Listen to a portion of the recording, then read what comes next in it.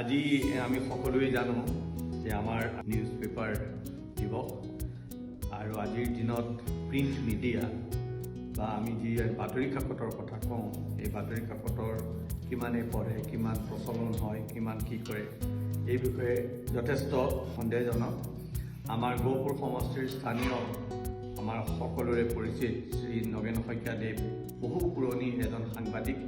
তেখেতে বিভিন্ন বাতৰি কাকতলৈ আমাৰ স্থানীয় খবৰবোৰ পঠিয়াই থাকে। গতিকে আজি এই সোণালী সুযোগটোত আমি তেখেতক আমাৰ ফালৰ পৰা এটি সম্বৰ্ধনা জনোৱা হৈছে। আৰু আপুনি আমাক অকণমান আজিৰ দিনৰ বাতৰি কাকতৰ বিষয়ে কৈ দিলে ভাল পাম। এইটো এতিয়া সঁচাকৈ হাস্যকৰ হৈ পৰিছে। আমি 1980 চনতেই বাতৰি কাকতৰ লগত জড়িত হৈ আছিলোঁ। মহাজাতি নামৰ এখন কাকত আছিল। তেতিয়াৰ পৰাই আমি বাতৰি কাকতৰ লগত জড়িত হৈ আছিলোঁ।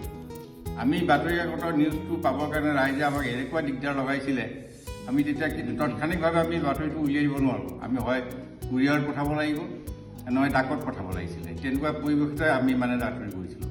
টিভি, ছ'চিয়েল মিডিয়া এইবিলাকত বেছি ব্যস্ত হৈ গ'ল মানুহে। বাতৰি কাকতৰ পঢ়ুৱৈৰ সংখ্যা কমি গ'ল।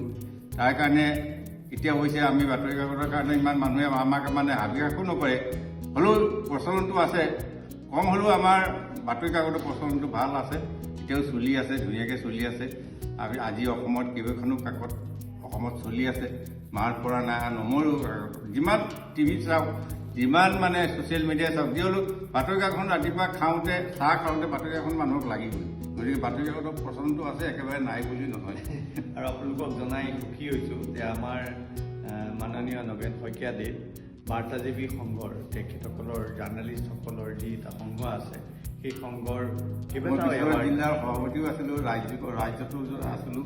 আৰু এতিয়াও মই বাৰ্তাজীৱীৰ লগত, যদিও আমাৰ বয়স হ'ল, কিন্তু বাৰ্তাজীৱী এতিয়াও আমাক এৰা নাই। আৰু তেখেতে কেইবাটাও এৱাৰ্ডো পাইছে এই সন্থাৰ পৰা। ধন্যবাদ। আজি এনেকুৱা এটা দিনত তেখেতক আপোনালোকৰ আশীৰ্বাদ এইটো সম্ভাষণ জনাই পেলাই আমি সুখী হৈছোঁ।